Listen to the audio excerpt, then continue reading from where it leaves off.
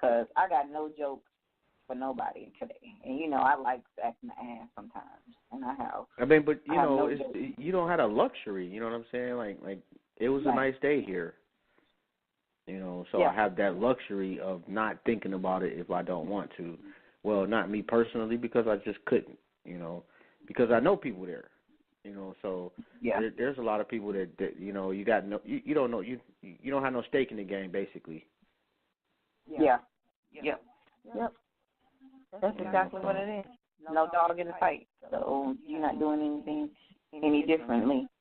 You know what I'm saying? But it's the only thing I can say is that it's Southeast Texas. If you're a native, then this is what it is. Every few years, this is not normal. Like last year, we had a little bit of flooding going on for a few days. That's normal. That's what happens every couple of years, every other year. This is not normal. Having a whole week, first of all, the hurricane was massive. It at the highest it got to a level 4, but when it hit shore, it weakens. And it's not necessarily the power of the hurricane; it's the size. This hurricane is massive. It covers 30 counties. It's ridiculously huge, and it's moving super slow. So that's why so many areas are getting dumped with so much water at one time, because it's big and it's slow. You know what I'm saying? It's not like a normal hurricane. You get a hurricane to come through early one morning and we get a whole day of rain or 2 days of nonstop rain. That's going to make a little bit of flooding anyway. But this is something on a totally different scale. This is something that hasn't happened in like 20 years, to have a week-long storm. A lot of people are like, now how does that even happen, a week-long storm? Because it's huge. It's like, it's hundreds of miles. No, I can't even say hundreds. It's damn near 1,000 miles wide.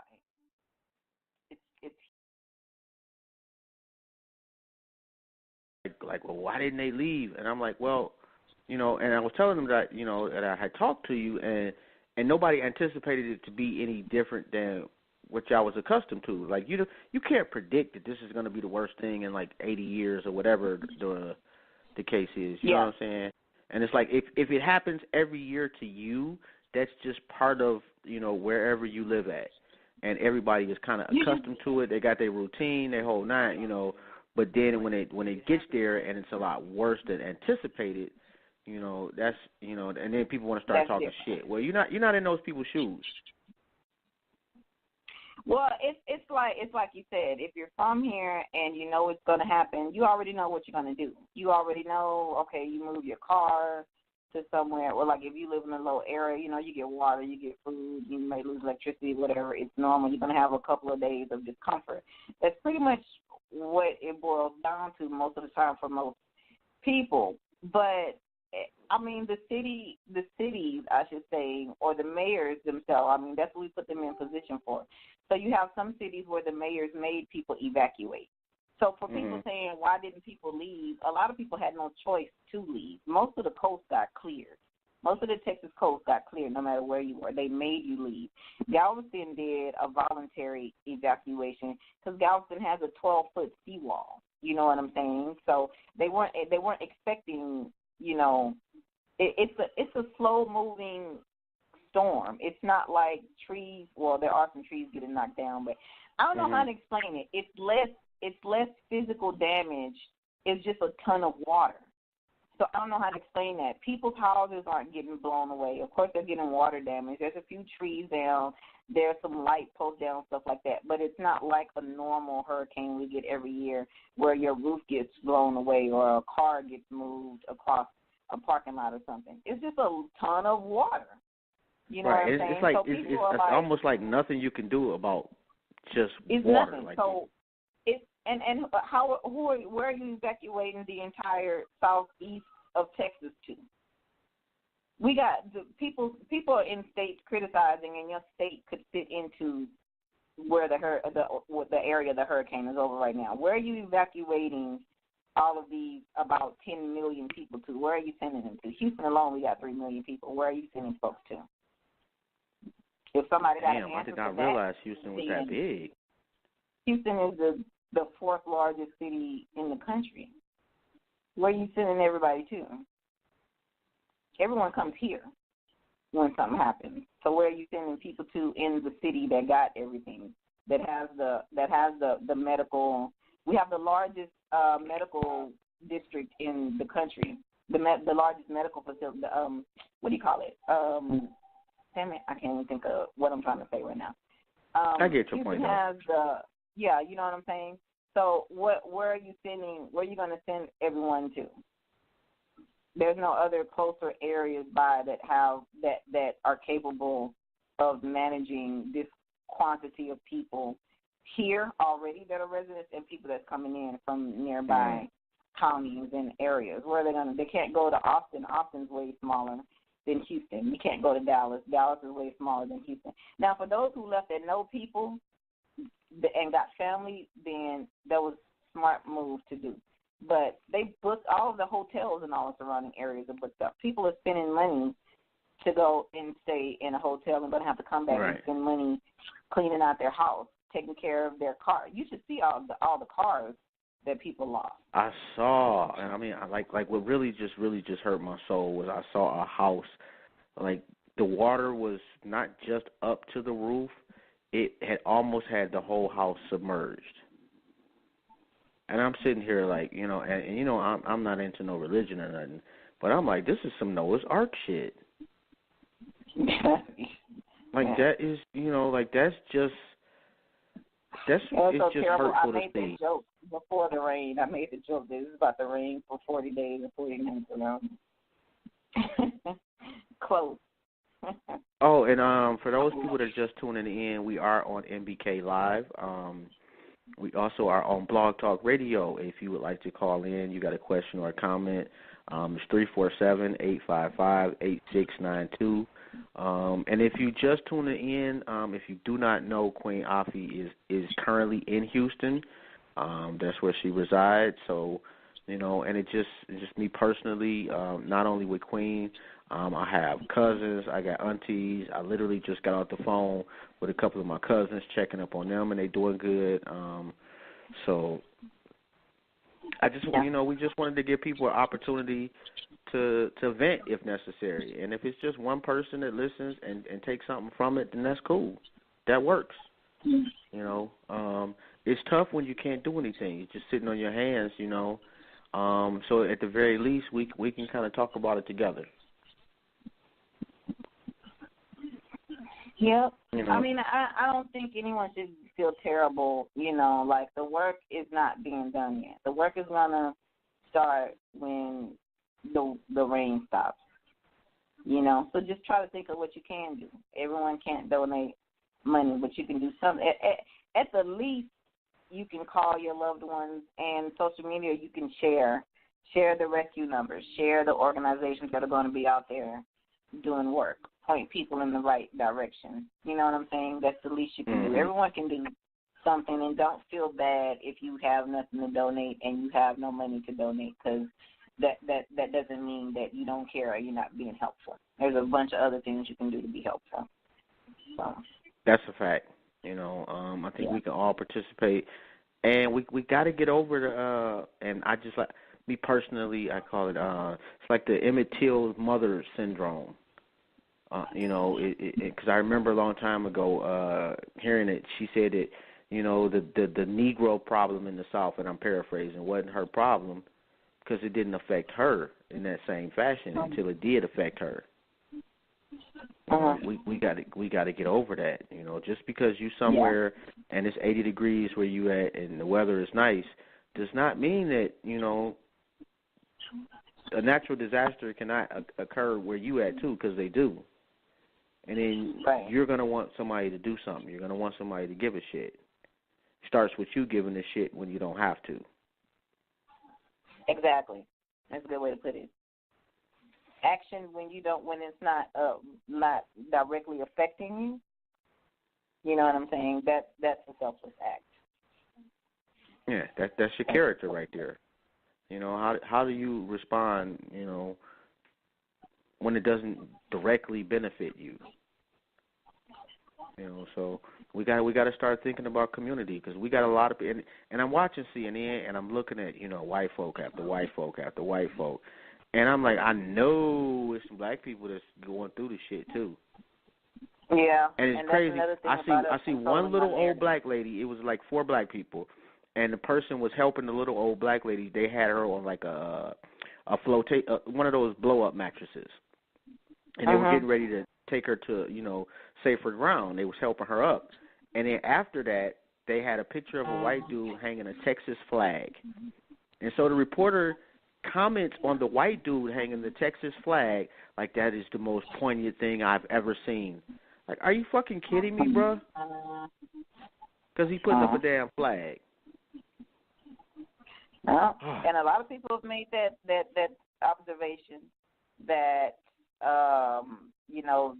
there are a lot of black areas that aren't getting in, and Hispanic too, I'll add, that are not getting any kind of attention, which is another reason why we need to do a lot more about controlling our narrative, because we're going to have a lot of people that are going to get missed or not going to get help as quickly as they could get it because no one's paying attention to their area. You know what I mean? And I'll admit it.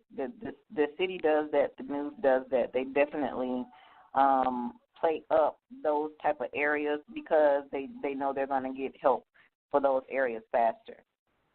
They're going to get an outpouring of white folks from across the country sending in money to the Red Cross, donating to the city. You know what I mean?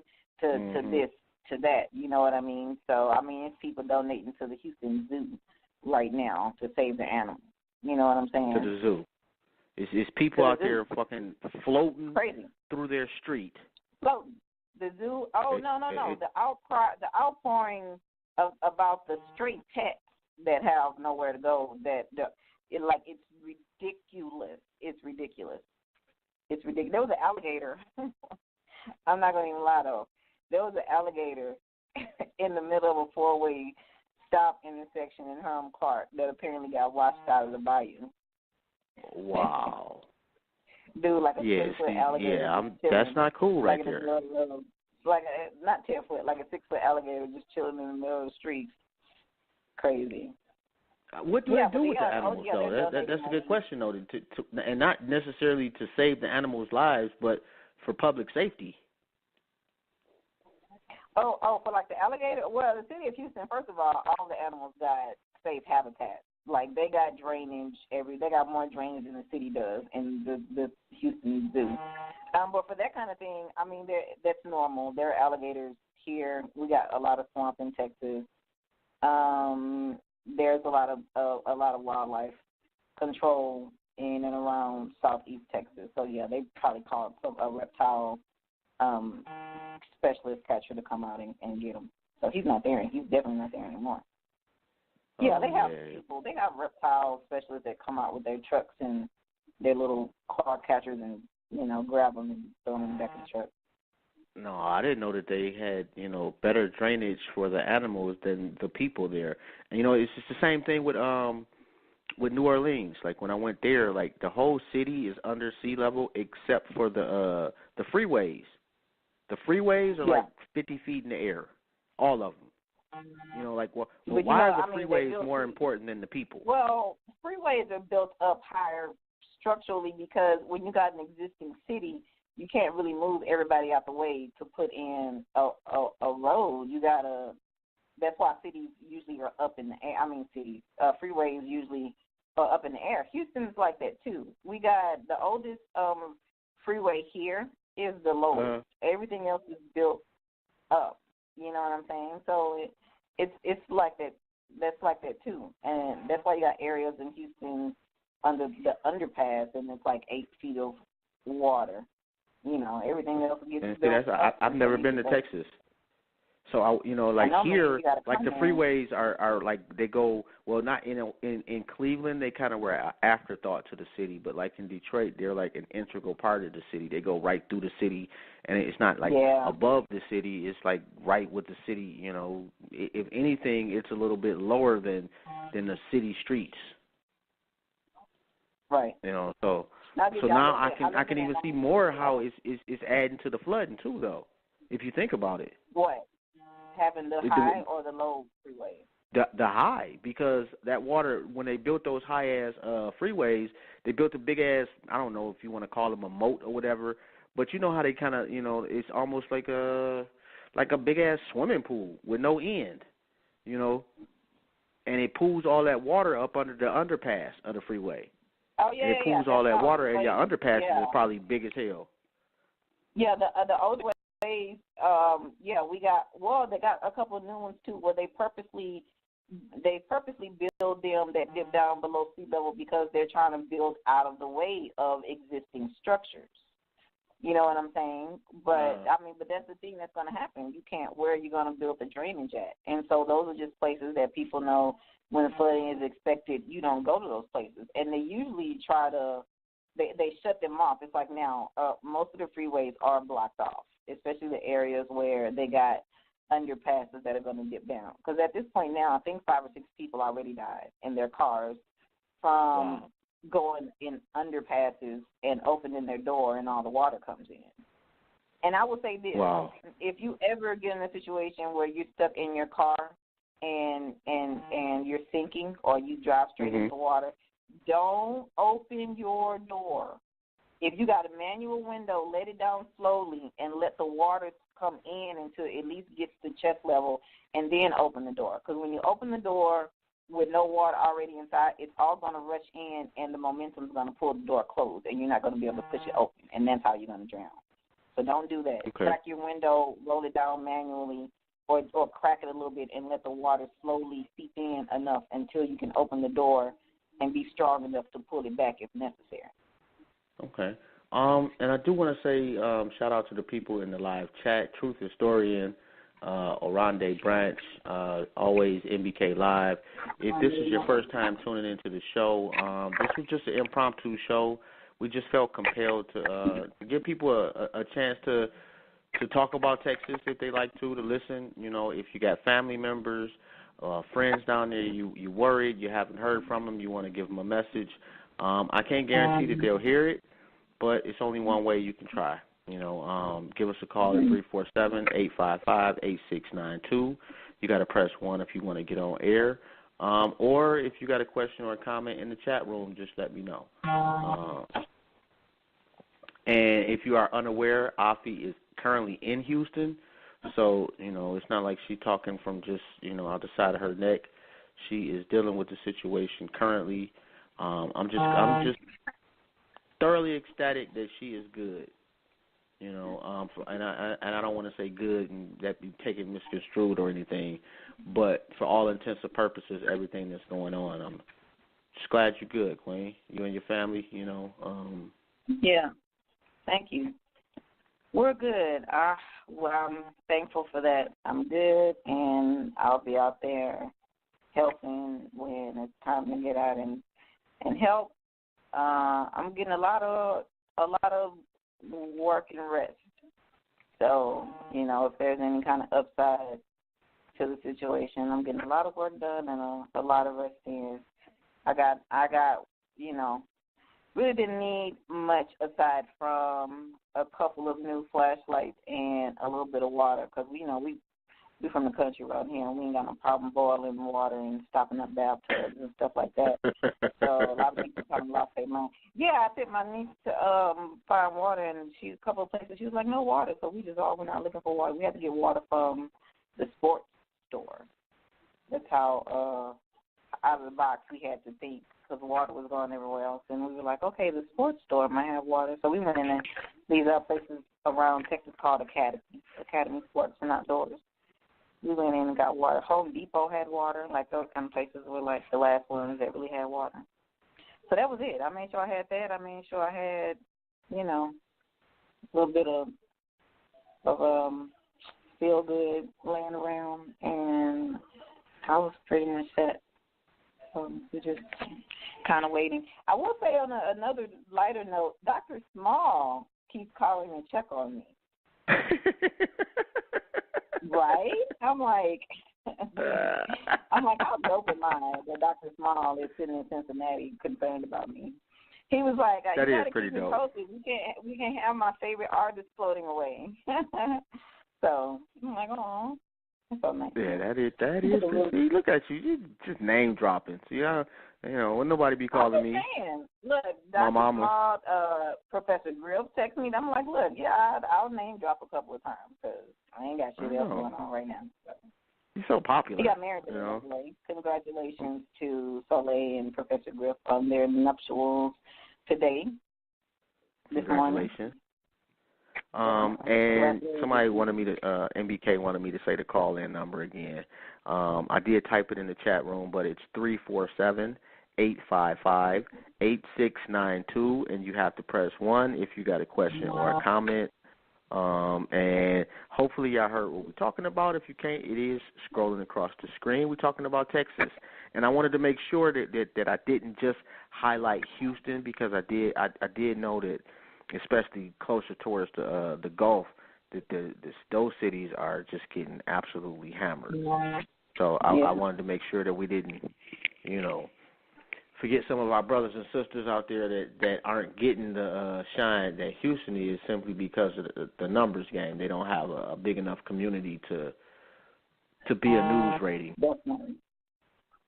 And please don't forget about them, because a lot of those cities, some of those people don't have a decent home to go back to. So, not to downplay anyone here, because there's definitely people here that's going through it.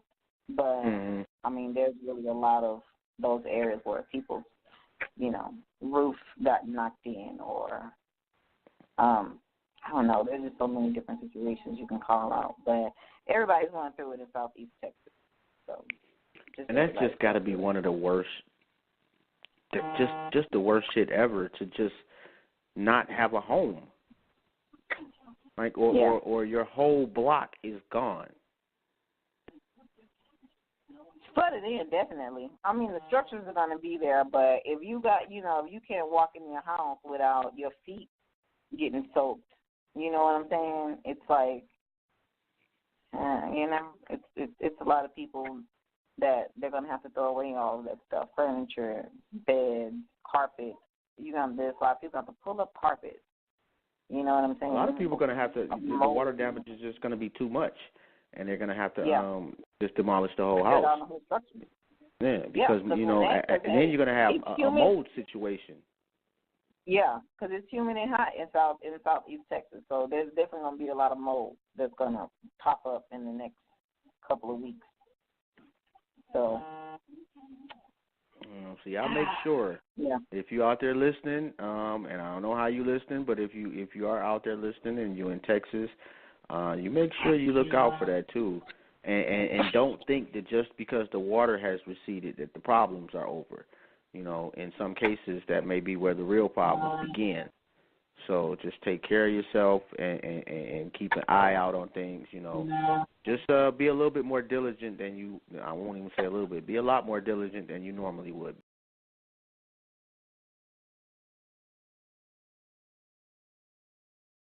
In a month, in 6 months, in a year. Even though it was directly related to the flooding. Yep, mold that's going to cause some illnesses, but kids are going to get sick.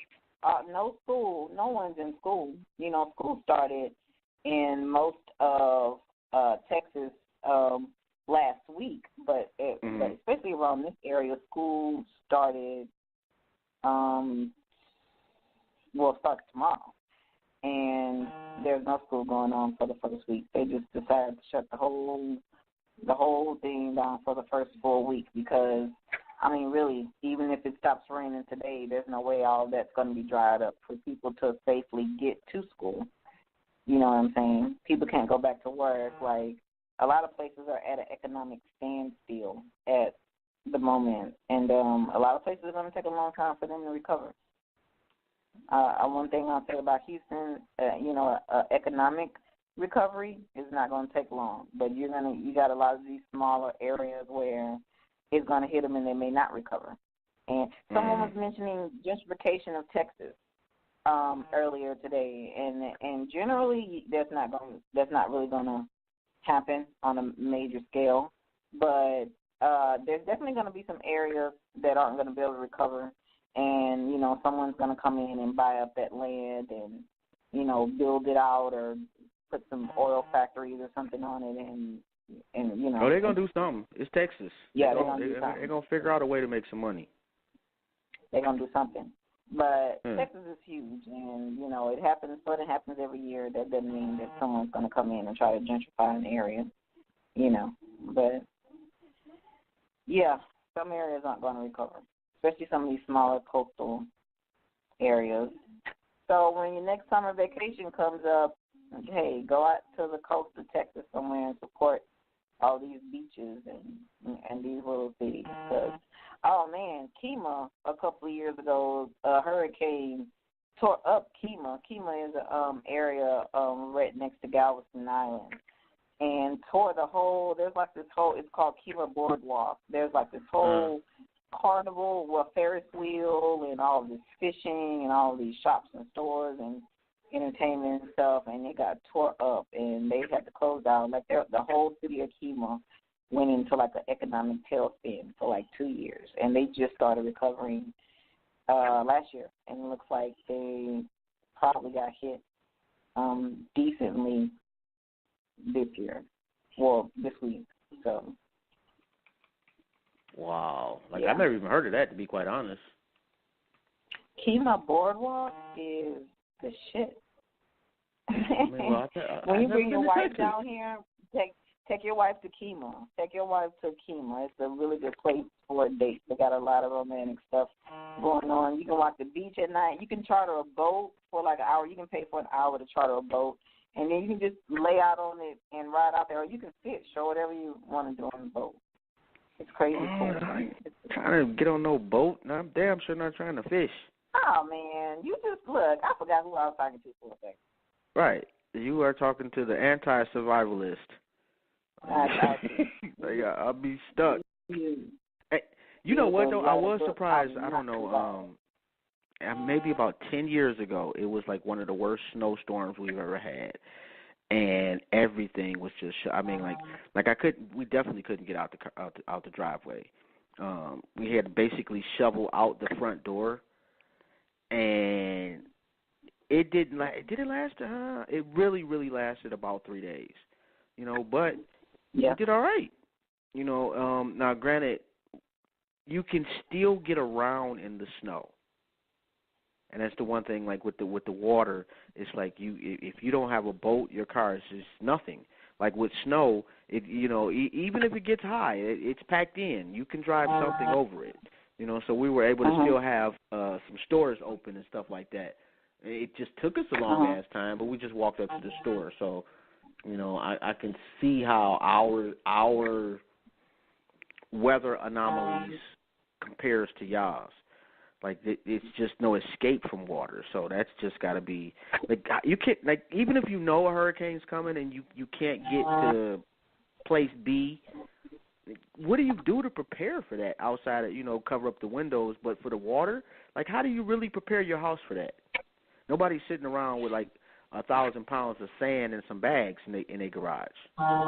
Water is a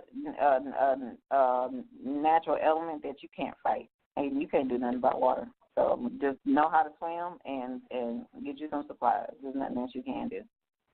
And that's one thing that water goes around whatever you build to block it. If it's porous, it's going to go through it.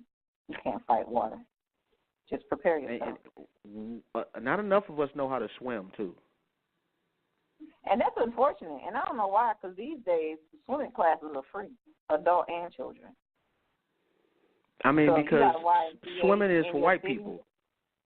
No, it's not. Why? I'm not saying that that's a fact. I'm saying that is just the way it is talked about. When you talk about swimming, that's something that white people do. Yeah, I don't get that.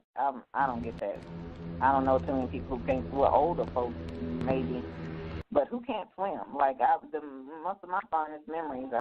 I remember us being at the swimming pool or at the beach or fishing or something. So Yeah, that's just a stereotype. And I get a lot of black stereotypes. I can break them down and explain them, but the swimming part, I don't get. You know, maybe I get the joke about the boat, so we don't want to go near water, but that's just a joke. That's not keeping nobody from going to learn how to swim. People just being. Well, I said I know how to swim. I did not say I was not afraid. I'm not afraid of water that has an ending that I can see quickly. So you're afraid of the ocean, but you're not. Yes. I get you. So you wouldn't go like. I mean, you I've been like in the ocean canoeing. Before. You know, But like like long as I'm canoeing. like right there at the beach, I'm good. But I'm not trying to go 500 miles into the ocean. No, I'll pass on that. So you wouldn't go on a cruise. You wouldn't go on like a Caribbean cruise, like on a cruise ship. I'm trying to avoid that. Oh man, cruises are cool. You can get you like a 7-day cruise for like $500, all food. Right, and it'd just be like a 7-day throw-up session or a big-ass panic attack. They got medicine that'll steady your stomach on board.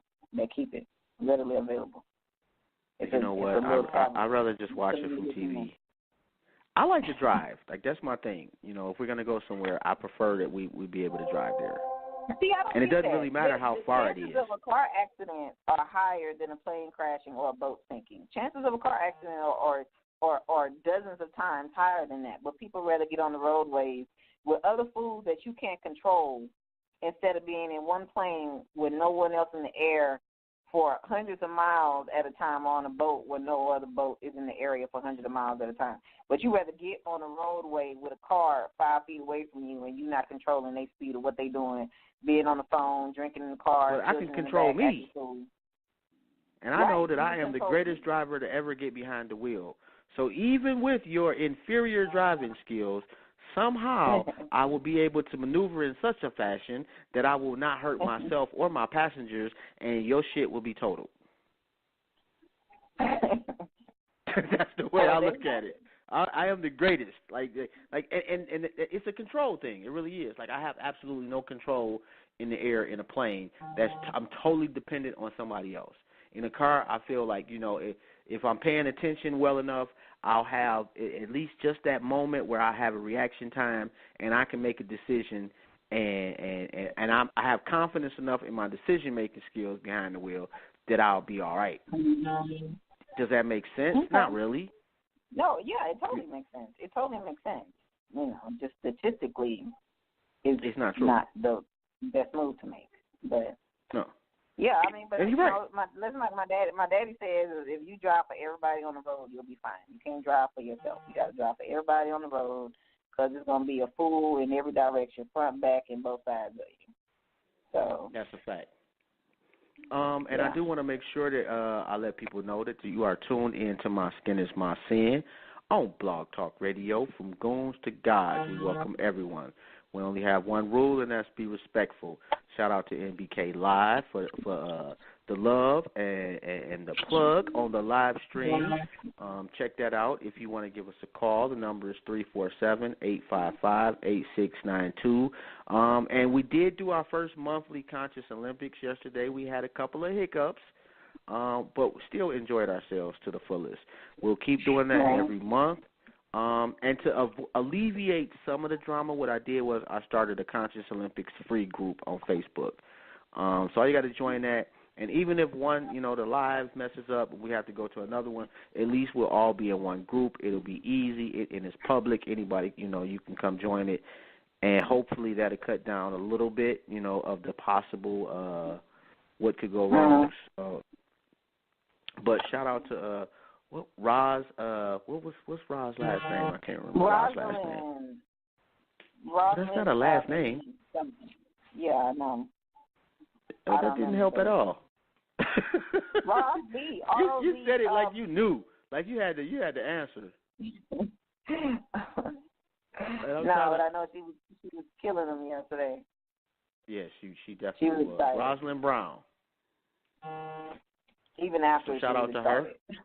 She won $100, and she won a book. She won a necklace. She won a bracelet. And all she had to do was answer a couple of questions about our people. and she just happened to have the most points at the end. She won the art certificate too. She won the gift certificate. Damn, she did win that, didn't she? I know she won. She was cleaning up. She was cleaning up yesterday. Yeah. It was like Christmas around there yesterday. And you know what? It felt good though. It really did. It felt good to have people kind of hyped about it. You know, we just had to keep switching. You know, we went from YouTube Live, that shut down. We went to Facebook Live. Went back to YouTube Live. Then we just, you know, it was just so much that it kind of killed the momentum. But next month we're going to do it again, and this time we're going to get it right. You know, every time you do something, the first time you do it, it doesn't go the way you planned it. And not only that, it takes a little time to build up a little following. But I do think that the people that participated thoroughly enjoyed themselves. Either that or they just really good at lying. I think everybody enjoyed themselves. Yeah, I hope so. You know, and I'm trying to, what is this, MBK? Is it actual live? Because I see, now I see some of it moving. You got to check this out. Well, I don't know if you can, Queen. But they got a picture. Basically, it's a city street, a huge-ass city streets with nothing but boats. And then somebody walking across just, I don't know, looks like maybe 3-4 feet of water. Uh-huh. And I mean, I'm not talking about just like, they're not yachts, but these aren't canoes either. No, there's a lot of fishing going on around these areas. We're really close, you know, to the coast. There's a lot of creeks and rivers. So, people got boats around here. That's normal. People got boats. People got blow-up boats. People got regular, that's normal. So there's some people out with their boats trying to be helpful. There's people out in big trucks, you know, pulling, being helpful in that capacity.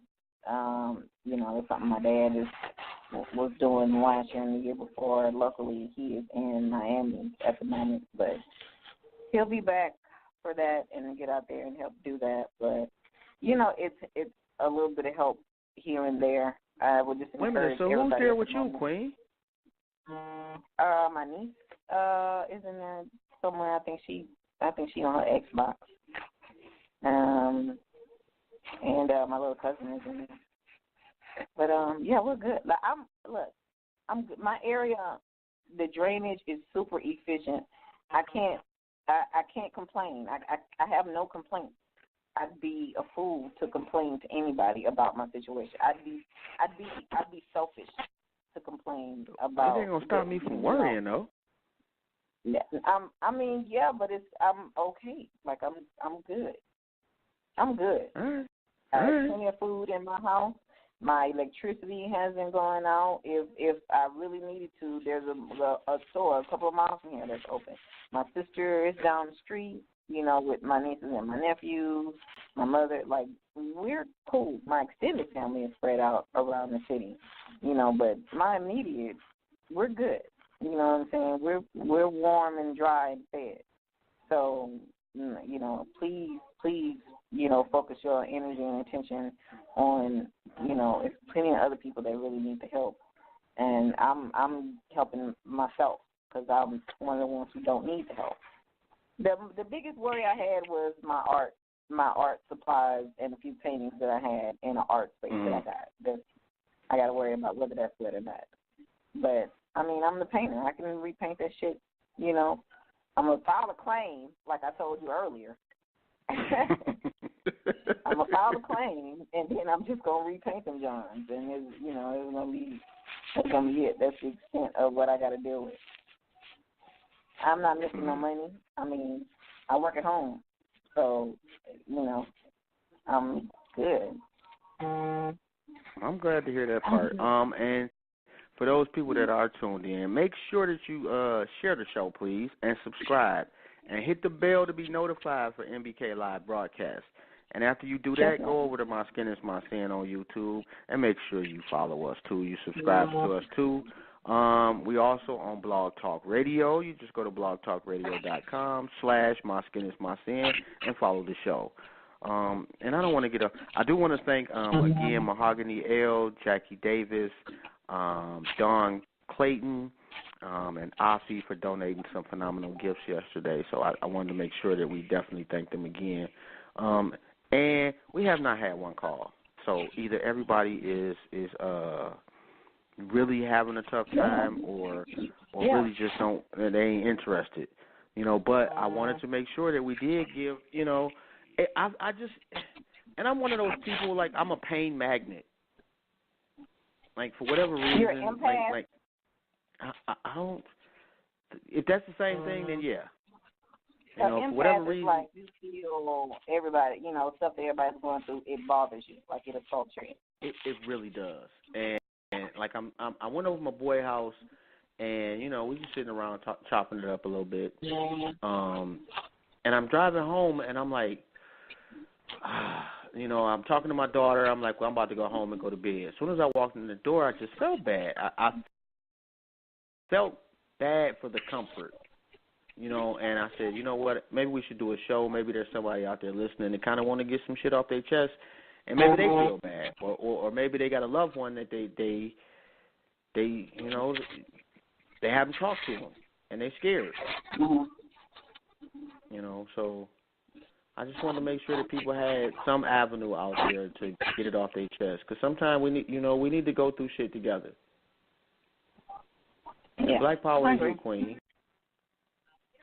And look, I'm sorry, I was in the chat room. If someone calls in or not, a million people listen or not, just the fact that you did this, I appreciate it. You know what I'm saying? Like, I tremendously appreciate all of the love I got and people checking in and texting and calling and all of that stuff. And, like, it lets me know that the networks that I'm building, are strong networks and I'm building with the right people. So just the fact that you're empathetic about something that's going on that you can't do nothing about 1,300 miles away, you know what I'm saying, and taking time out to open the platform for anybody who may want to vent about anything. I think people are too busy right now going through it, so, but I think, that's appreciated, and I definitely appreciate it. Oh, well, thank you. And shout out to the people in the chat room, Malik X, and I would like to pronounce your name, Queen, but if I try, I'm gonna make it sound bad, so I don't want to do that.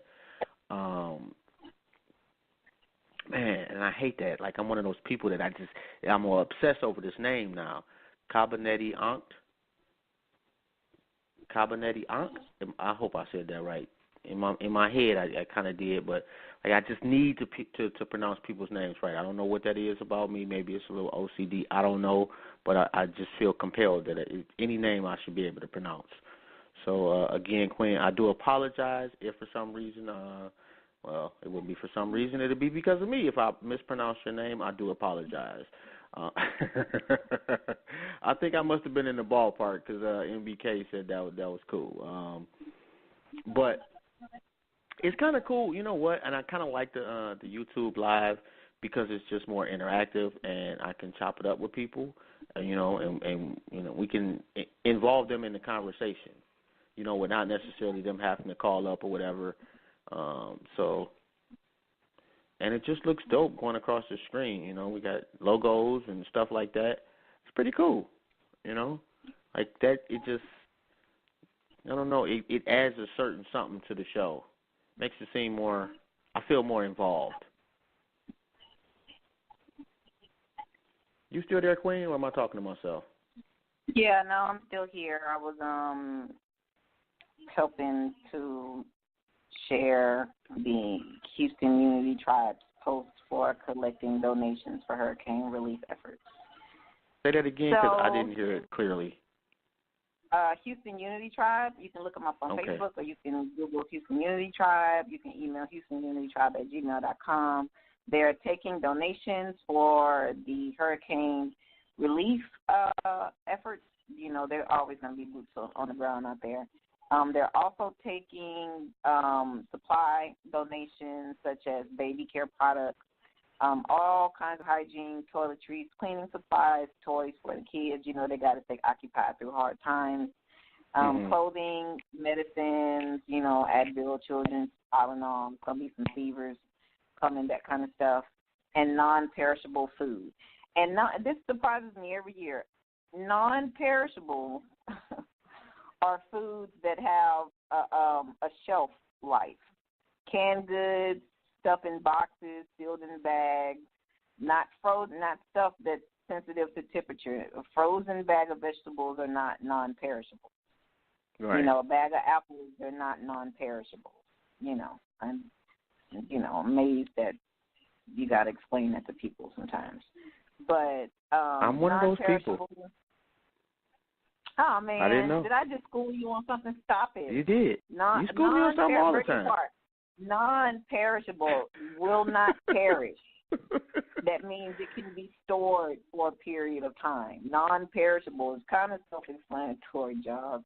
Actually, it's not. Actually, it's I don't know what the word is. Misnomer. I don't know. It's basically a lie because everything is perishable if you think about it. I don't care. You know, a canned good is not going to last a million years. Well, At no, some actually, point, the only non-perishable. If you're going to be technical, the only non-perishable item is honey or salt. Honey and salt I actually cannot knew that. grow bacteria. Yeah, I actually knew that. But non-perishable, I knew the honey. You know, in layman's term, meaning usually a non-perishable is something that's considered to have at least a few months of shelf life. You know, so canned goods, you know, crackers, oatmeal, you know, packaged oatmeal, rice, all of that kind of stuff. But, you know, fresh fruits and vegetables are cool, and that's going to have to be something done immediately. But you really can't pack up, you know, it's hard to send that. Kit, you know, and you know, pass them out all day, and you got food rotting in the bag, you know. So. And I know also the new Black Panther Party is also going to be pretty active in the area too. Yeah. So, and we also will have, I forgot his title. Sean Castro Quiley from the new Black Panther Party will be on Thursday with us. I know he is not in Houston, but he should be able to give us some insight on what they're trying to do and provide some information as to where we can donate if you feel so inclined, or if you would like to go down there and put some boots on the ground and help the kings and the queens. We definitely want to discuss that too. And we got an interesting show coming up after that. I kind of don't want to give it away because old boy has not confirmed yet. We got one confirmation, but I want to make sure we get both confirmations before we really put that out there. But that one should be pretty interesting to say the least. So we're looking forward to that. And I'm waiting on I texted about that earlier too, so I'm waiting on a reply for that too. So. Geez, you're in the middle of a superstorm and you still putting in work. Man, I'm safe, so I'm still trying to, aside from some internet glitches, you know, or like at first when I got on, I was like, I'm going to try to stay on for like 20 minutes because I know I'm going to get this influx of phone calls, but I think you did it at the right time because I know as soon as I get out there, my phone will start ringing like crazy again, but so far only one person has called me and it just wasn't that important to answer the phone right then. So I'm telling you, I cut my phone off because every 15, 20 minutes, the severe weather warnings are going on, and I couldn't sleep, so I cut my phone off. And I didn't even cut it back on, you know, when I first got up. I waited like several hours before I cut my phone on, and it was like ping, ping, ping, ping, ping, ping, ping. It was ping, like for a whole minute, like my phone kept buzzing off with alerts, you know. What I'm saying is, like, I'm glad that, you know, people are concerned, you know what I'm saying, but I really am cool, and I can't express this enough.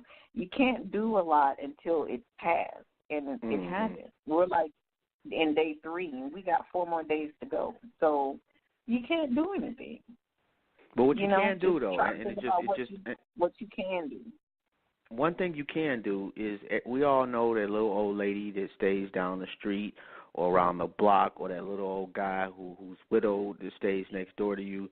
Make sure you check on our elders, you know, because we got a lot of, and a lot of times with our elders, you know, pride gets them in a really bad situation because in their mind, they can do things that they could have did 10, 15, 20 years ago, but their body is just not going to allow that, and it prevents them sometimes for asking for help.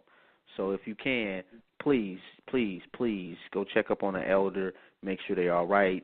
If you can bring them back to your space, I'm pretty sure an 80-year-old grandma is not going to rob you or do anything wrong, you know, but make sure that they're good. You know, get them a family for the night if they need it. And I'm going to tell you a quick story about that. There happens to be a nursing home in Spring, Texas, and it Mm-hmm. looked like it was predominantly white nursing home that had to be evacuated by emergency boat because water was in there to chest level, and these were old white people, couldn't walk. These people sitting in their wheelchairs and then the lazy boys knitting with water up to their shoulders. I swear to God, I'm going to find a picture and show it to you so you can see what I'm talking about. Like, don't wait for some, and I know this is not big in our community. We don't really put our elders in homes and leave them there. You know Right. what I'm saying? But for the life of me, and it may be, I don't know, not the best thing for me to think of. But the first thing I thought was, why did these folks' loved ones not come and get them? Where are they? I bet they're safe somewhere. Are they evacuated or something? Why did you not go and get your 90-year-old mama or grandma or great aunt or who does, like, I don't get that. I don't get it. My grandmother is 96 and stays in her house, and my great aunts and uncles and my aunts and uncles and like they work out a system so that there is someone always there. Right. Somebody always on deck. No, I was always on deck. She's been married to my great grandfather passed, but since she was 14, lived in that same house that my great grandfather and great uncle built, and she's been nowhere else, and she's not going anywhere else. She don't want to go nowhere. She ain't got to go. You know what I'm saying? We work a system out around her to make sure that she can stay there. For the life of me, I don't understand sticking your loved one in a home and checking on them, monthly, every couple of weeks or something. I can see if you don't have a lot of family and you just can't work and maintain them at the same time, but then you still need to go check on them. So when this flooding happened, I'm thinking, who got out or secured themselves but didn't secure their loved ones in this facility? It's that's a tough one too. And I'm gonna tell you why, because I used to have that same mindset, and just having been a nurse for so many years, and been in and out of nursing homes, and seeing people, at the end of life, and just hearing their stories. A lot of times, that person was just a bad person, and people can't get over that. Another thing that I found interesting is even white people know. Like I had one guy that I was working with, a white guy, and he was like, "I gotta say, man, y'all take care of y'all elderly. We do not. We throw grandma away, And I know I say white people don't throw people away; they throw their elderly away with the ease. That's just they've been doing that for however long. I don't know, but we've never, we revere our elderly, whereas they look at them as an intrusion on their life. And we look at ours as we are you are the reason I have life. So just the whole perspective of how we look at our elderly is totally different. I mean, if you look at the Asian communities, they have great reverence for their elderly. It's just white folks. I don't know what it is, or how they, I don't really care too much either, but it's kind of like what they do, And there's no way in hell, like even if I'm thinking it was just going to be a thunderstorm, I'm trying to go get my mama. Right. And actually I really don't want my mama in a nursing home in the first place. What? Me and my mama living together, oh, my God, that is not a good look. I love my mother, but we just, we too much alike, and she too bossy. Yeah.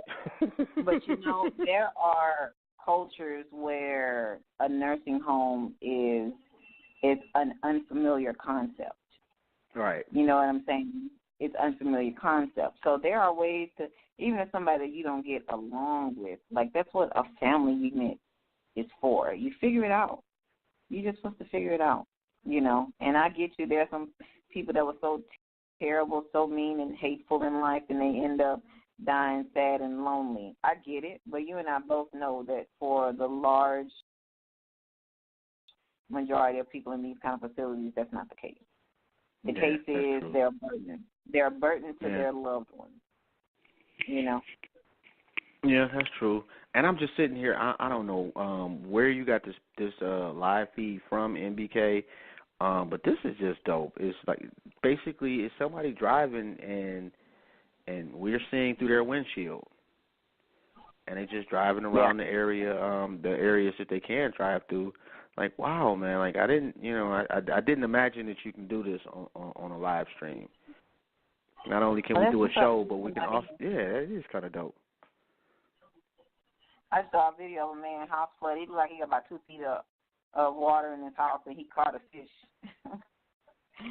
Can't even take these people right now with some of this. He caught a fish. Oh, you know what? We got a caller too, Queen. And I'm glad you said. Okay. I'm glad you said something. And I inboxed that picture to you too. Okay, I'm gonna get to 3477 and I'm gonna check that picture out. Okay. What's good, fam? Peace and love, family. This is Sister Kaba Nepti Anket, brother. I just wanted to pronounce that for you. And you said you did a great job. You did a great job, brother. You did a great job. But I'm listening in because I love my fam. MBK is all day, right? So I was listening to what the sister was saying, and I mean, she said a whole lot. She said a lot of things, and she was right. And she was talking about the people that don't go pick up their loved ones, and and so as she was saying that, it just brought out a whole new situation for me, because we think about why, and the things that cause a lot of things. We're dealing with mental illnesses, So I'll be focusing trying to be on the mental health of our people, because we know it's mental illness, they cause these type of things, right? And so it's growth, and not so much apathy, because, we have that, like you were saying, brother, that lack of interest, that lack of concern. Right? Mm-hmm. See, this mental illness thing, is definitely in play here. So if we got a desire to win, winners have a desire. So we got to be winning and not losing. And as we can see, on every grand scale we're looking at, live stream, they got it on Weather Channel, CNN, everywhere.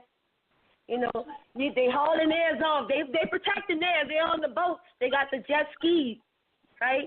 And so they moving them along. But I saw one snippet where they were running back there with jet skis to rescue a few people that were black, and so they dropped them off on the bridge and said, well, these people have nowhere else to go. So what if the Russian tide come on through? Hell, drown them. You know what I'm saying? So it's a whole dynamic to why our people, disregard one another, that lack of concern, that lack of interest. But that mental illness, so we have to promote mental health, in our people. I just wanted to say that, my brother, great show. I'm listening to my brother MBK. I was busy all day today, so busy. You know what I'm saying? I got a couple of things I got to take care of before 12 o'clock tonight, and I'm on deadline, so I love that. So, but listening in and seeing all this, I've experienced that through Katrina, in regard to experiencing having to lose everything in the water coming in that Peru has the way, So I'm just understanding a lot. As a matter of fact, I'm born and raised in the city of New Orleans, and at the time of Katrina, we were living here in Louisiana, you know what I'm saying? And so we lost a lot. It's a long, everyone has a whole story. And now everybody has their narrative for their stories. And, the world does, too. The same way they're going to put the people. They were calling the people north as refugees. Just think about that, though. So that was was just, that was that, look, brother. The thing about it is we have so much we're dealing with. The crime, the violence, the mysticisms, the drugs, you know what I'm saying, the apathy, the human indignity. We dealing with the terrorism, the austerity. We dealing with the greed, sexual aberration. We dealing with all that shit, right? Excuse my English. But I'm just saying, this just helps us to see it in its proper perspective. You see, we can see the perspective, right? It's right on. Let me go. I appreciate y'all. Y'all keep building. I love my brother MBK all day. And then I saw that, I pulled it up, I said, he always give me one. That's brilliance right there. You know what I'm saying? I was able to see, I'm going to leave that alone. But I watched the fight last night. He beat that boy. He beat him all the way up. All the that's way a up. whole nother conversation All the right way there, up. Queen. You know Because I what got I'm mixed saying? So feelings on that fight. they getting beat and badgered all day today, but it's all good. Peace and love to y'all. I ain't gonna hold the line, my brother.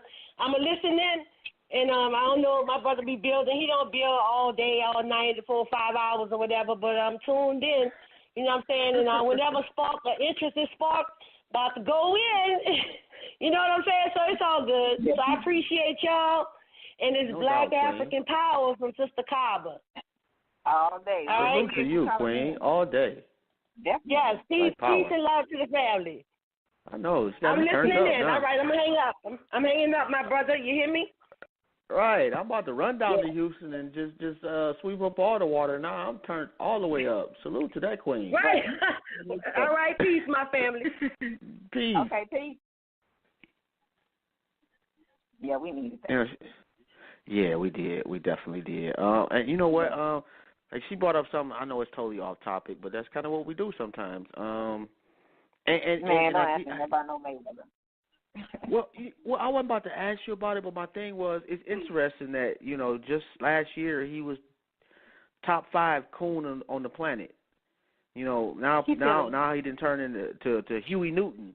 And then I had to think about it the other way, and I said, you know what? Because like yesterday I posted about that, like he went basically from Charles Barkley to Huey Newton in one fight. Then I had to think about it this way. I said, it was kind of dope not seeing black folks slam him yesterday. It was like black folks stayed on cold yesterday. Like a lot of people had baby steps, but we stayed on cold. We let that man whoop that ass and gave him his day, and now you're the same guy. I mean, somebody asked me, I shared my opinion once. I'm not a boxing fan anyway. I never was a fan of his, but I was totally disgusted at some of his interviews a couple of years back, so I'm nowhere near a supporter. But I am pro-black. And pro-black is the a very simplistic way of looking at pro-blackness is if you have a choice, you always go with black. If you have a choice. If you don't have a choice, you got to rock with whatever the situation calls for. But if you have a choice, you bet on black. That's where I am with this situation. I don't care about Mayweather. I think he has been ruined by capitalistic America and that poor Negro coming into something syndrome a long time ago. I don't care much for the man, but in a situation where it's one black man against a white man, you I got my vote, bro. That's pretty much it. So that's what a lot of people. That's where a lot of people at. It ain't got nothing to do with him, or some epiphany of maybe he's salvageable, because clearly he's not. But the situation was him and another white man. So what do? Clearly you can't root for the white guy. And see, my problem with that is he was complicit in that white man being racist. Like I am very absolutely certain that them playing on racism was discussed. Yeah. And like Sam Jackson had a movie. I cannot remember for the life of me what the name of the movie was, but he basically just picked a white dude to fight the champ. And the only reason he picked this white dude was because he beat him as a sparring partner way back in the day, and he was the only person that beat him, and he was a white dude. And it just reminded me of this fight so much, in how they marketed it, how they pumped up a no-talent white dude, and for all intents and purposes, McGregor, with respect to boxing, is a no-talent white dude. There's no way he should have even been allowed to fight Mayweather, period. I don't follow it, but that's definitely what I heard from a couple of people, that he was not a boxer of Mayweather's caliber, so they didn't really get the fight either. But I tell you what, I saw the bag, and Mayweather made $100 million, and wait.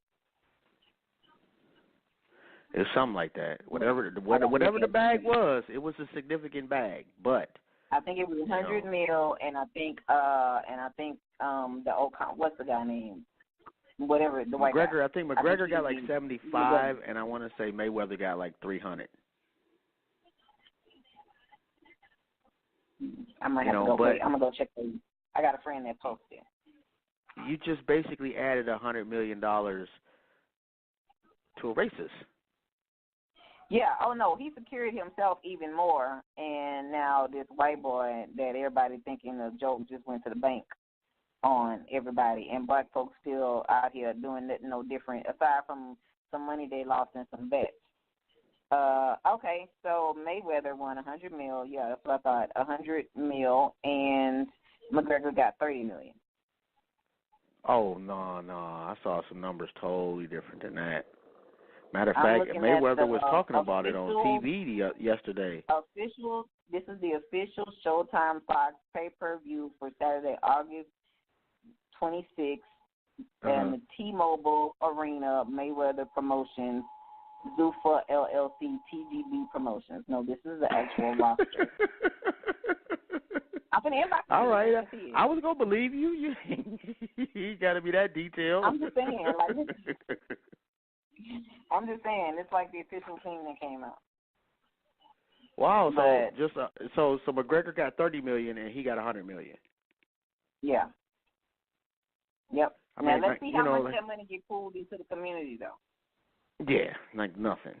And they're like McGregor's gonna do more with that $30 million for his people than Mayweather is gonna do for black folks.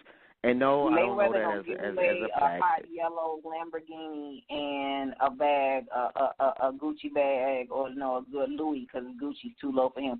A Louis bag full of crisp $100 bills that he gonna go into the bank and stand there and go live and wait for them to count them. Put them in this leather bag and put in the back of this yellow Lamborghini. He's going to say, everybody share this picture, I'm going to randomly pick somebody. Same thing he did last year to give this away. And people are going to go ape shit. They're going to go ape shit. Pretty much. Yeah. And I really, really just, I try to shy away from, talking about black folks. Even the super quote-unquote coons, I just ignore them. But he just got so much traction out of a fight. It was embarrassing. I mean, I didn't watch the fight. I didn't want to watch the fight. I was not going to give them any of my energy as far as purchasing it. I'm not going to give you my money. None of that. So, and I believe you quit. Wait a minute. I'm trying to look at this picture. What is that? Yeah, I saw the pictures of the old, and I'm sorry, yeah, I'm looking in the inbox at the picture of the old ladies. I seen that on CNN. Wait, do you see the lady knitting? Do you see the lady knitting in the water like a like I mean, look at that water though. Yeah, like crazy. That's just so disgusting, and it's like it's almost as if the water is not there from their perspective, because it doesn't appear that the old people are even aware that they in the water. Yeah, I mean, they probably been. I mean, it to rise to chest level, it's been going on for a minute. Like, how long are you gonna panic? What are you gonna do? They just tried. They was like, go do what you normally do. Do your crossword, knit, play your cards, smoke your pipe, whatever you. I mean, because to get to that level, that's been happening since the day before yesterday. It's slowly been rising. You can't stay in the bed that way. At least they put them upright in chairs. You know what I'm saying? So, and what do you do? Yeah, if they went outside, there was no higher ground for them to get on anywhere else. You just got to chill out and stay calm. And that's a situation I hope I'm never in as a nurse, because you're required to stay there, and if you don't stay there, they could take your license from you. And I don't know. Especially where I work is probably 5 minutes away from where we live at. So I don't know that I would be able to stay there, because I need to make sure I was at home taking care of home. Yeah. Yeah. That's you got to make a decision. You got to come down and make a decision. You got to make a decision between you're going to have a moral, at some point in everybody's life, every responsible adult's life, you're going to have a moral situation that's going to test your compass, and you're going to know you need to be in both places at the same time, and you can't. You're going to have to make a decision, and that's the decision you're going to have to live with, and it may not be easy. So. Yeah. I mean, and it's crazy too. It's because I like people to think that I don't give a shit when in actuality I really do. Because there's been plenty of times at work that I unknowingly, well, I won't say unknowingly, but subconsciously ran towards danger as opposed to running away. Yeah. And but I never had to make a choice between do I go home and check on the wife and the dogs, or do I need to go to Detroit? Like if I had to go back to Detroit, like as opposed to my patient, I never had to make that call, and that's just something I don't want to have to make. I don't want to have somebody's demise directly on my hands, or even feel like that. I've had people pass away, but I felt like, I did everything that I could in that situation, and I went home and slept good because I gave it 110%.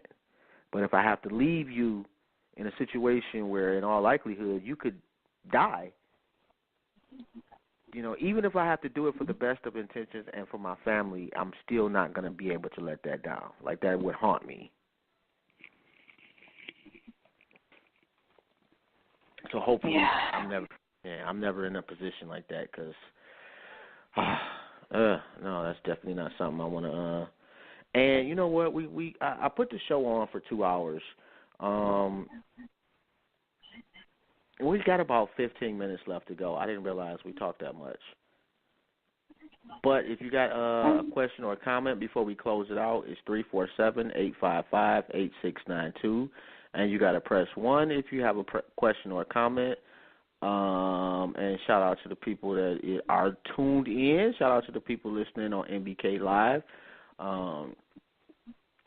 Don't forget to subscribe to the channel. Don't forget to go over to My Skin Is My Sin and subscribe to that channel as well. And for the most part of the show, we've been talking about Texas. And if you tuned in to the YouTube Live, you can see and let me check that call queue. Yeah, I'm looking, but nobody. I see this 0280. If they want to get on air, you got to press 1 so I'll know. But yeah, I'm on it, bro. I got you. Oh, is that you? Hold on 1 second. Let's get MBK on the line. What's good, fam? Hey, what's going on, bro? What's your co-host name again? Hey, what's the co-host? Your co-host? Afi. How you doing, Afi? This is MBK. Hey, Pete. How you doing? Cool. I know the show is about to end, but I have one quick question that I want to ask you guys based off of what you said to me, because I heard you guys say that he won the money and he's not going to give anything back to the community, and what's he going to do with it? I just want to ask one question. Do the hundreds of black people that he employs and takes care of and makes a way for, do they count in the black people as far as being taken care of? That's my question. Well, I'm going to answer that first. I don't know if you got hundreds on the payroll. I had to see that specifically. But to your question, it does count. I got to give him credit for taking care of black folks. I will say that. He's responsible for more than hundreds. I was being generous. He is more than hundreds. I was being generous. If you look at the people that are affected by the people that he's affecting and they're affecting, he's affecting a lot of people. He may not be doing in the public what we want him to do or what we may like to see, because he's no different than a lot of the other brothers in the hood, like myself, that just don't have the information. You don't know anybody. You don't deal with white people until you go to college or until you leave the hood. When you don't leave the hood, you don't really have an opinion. The brothers in the hood don't have an opinion about white people.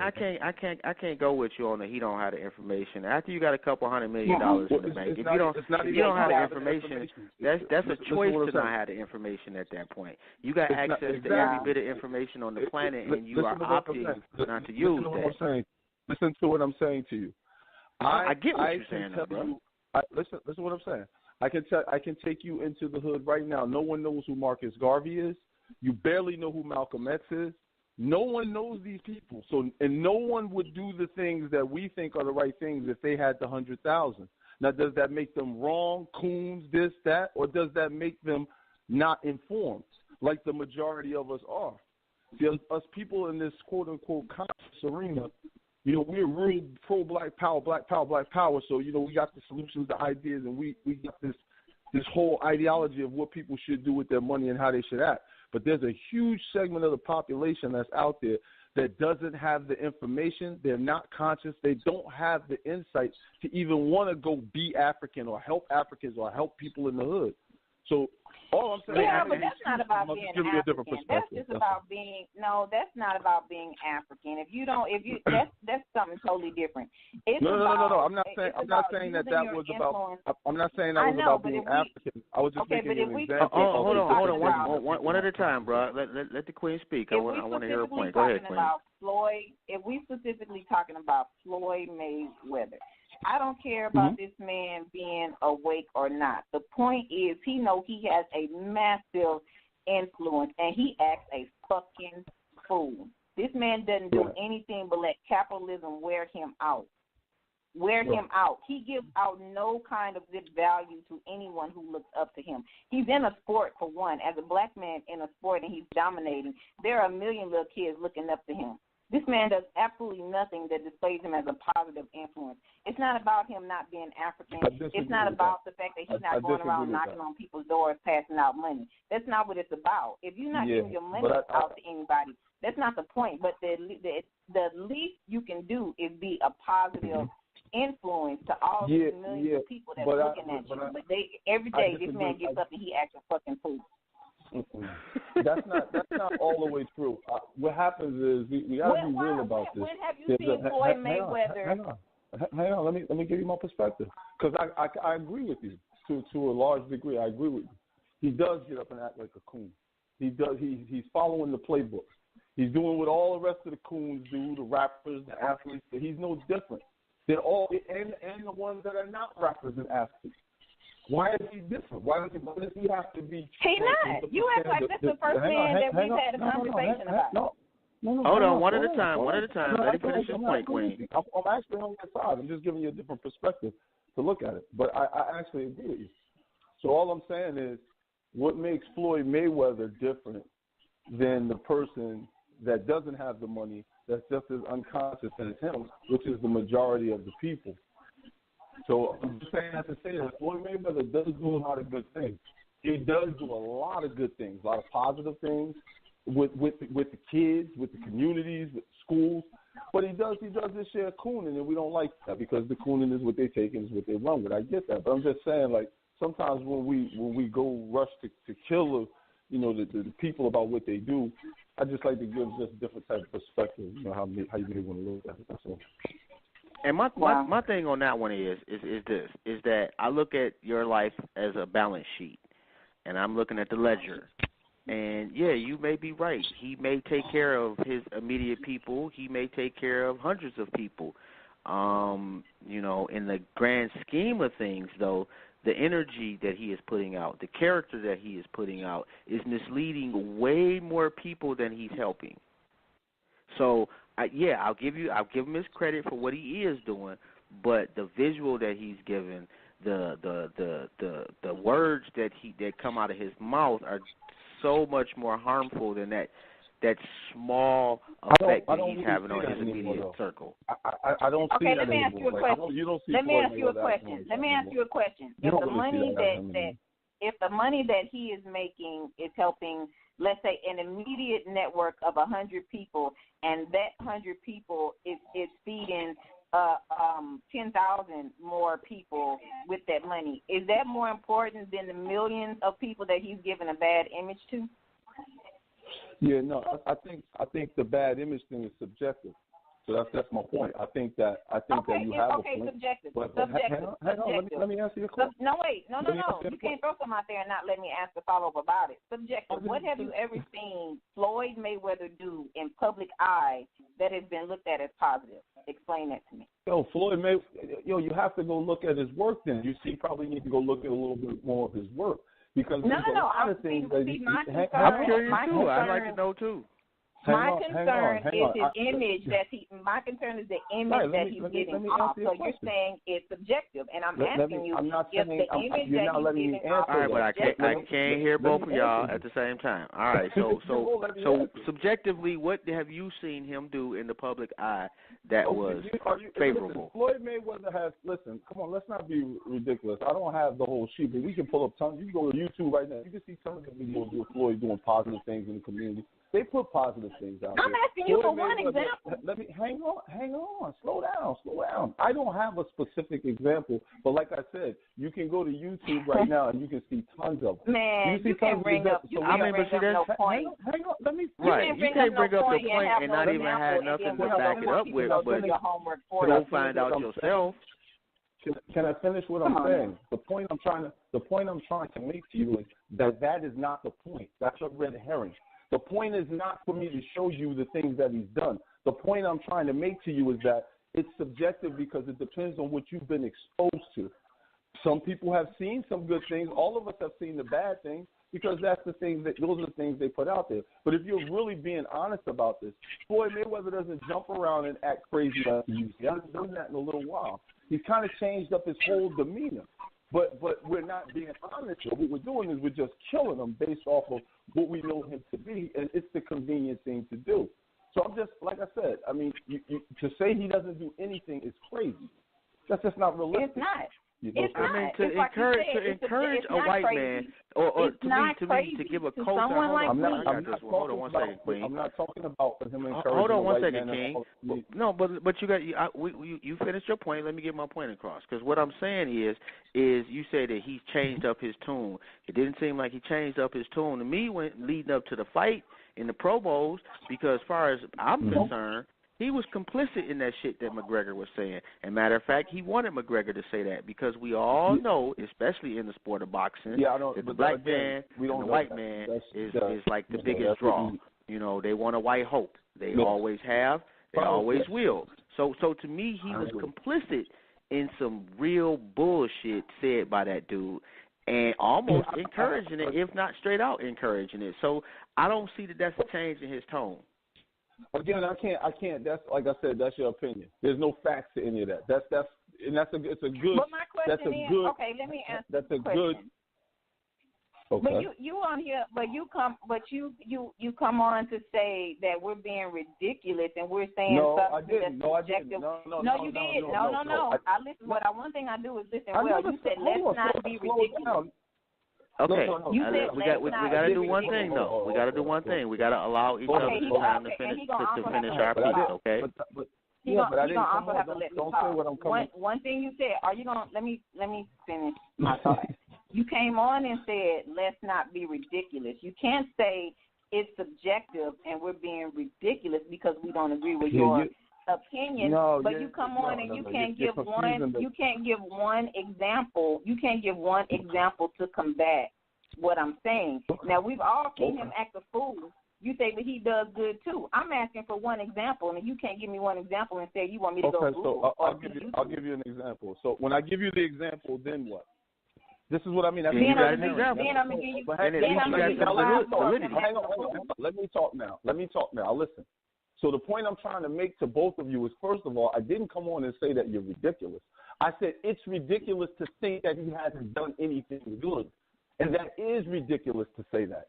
So now if you want to make it a thing where, hang on, if you want to make this a thing of show me what he's done good, give me 2 minutes and I'll give you a bunch of things that he's done good. So that's the point I'm trying to make. It's not about me showing you that. We both know that there's things out there that he's done good. Maybe you haven't seen them. And that's fine. So all I'm saying is... That's why I asked you. All right, hold on, Queen. Let him finish the bill, though, Queen. You got it, Queen. Hold on one second. Let him finish what he's saying. No, that's my whole point wasn't to come on and argue with the co-host. My point was just to give a little different perspective. I said repeatedly that I agree with her actually, but I don't know. It must have been taken out of context or taken the wrong way. For the most part, we all kind of agree. I don't think that there's a disagreement that he has done some good. I'm not disagreeing with that. I don't think necessarily she is either. I'm just saying as far as and you're right, though. It is subjective. from my standpoint, from the outside looking in, from what I've seen of him, the things that I don't like that he's done vastly outweigh the things that I do like. And I'm looking at what Monica Lamb said in the chat room, is that she feels like he showed others how to take over their career and make good of it, which is not a bad thing. I don't see that he's necessarily showing others. I see that he's done that for himself. Now, I'm not on his team, so I don't know who he's grooming or who he's teaching in the background. My opinion is based solely off of what I see as just a public consumer, you know. So he may be helping and promoting other young boxers.